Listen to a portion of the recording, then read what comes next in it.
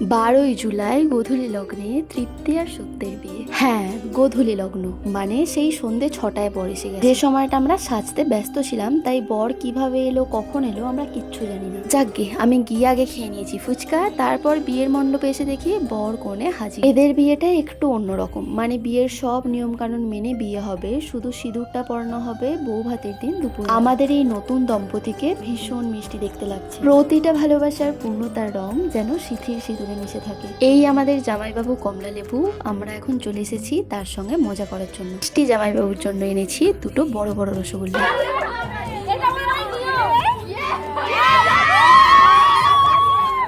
এই ধরনের মজা তো আমাদের প্রথম। তাই মিষ্টির রসটাকে একেবারে বের করে দিয়ে নুন জলের মধ্যে ভিজিয়ে জামাইবাবুকে খাওয়ানো হয়েছে। বুঝতে পারা সত্ত্বেও তাকে এত জোর জুলুম করা হয়েছে যে সে খেতে বাধ্য। আর আমাদের এক্সাইটমেন্ট দেখে তো বুঝতেই পেরে গেছো আমরা ঠিক কতটা খুশি হয়েছিলাম এটার জন্য। এখন খাওয়া দাওয়া করে নিই, কাল বিদায়ের ভিডিওতে দেখা হবে।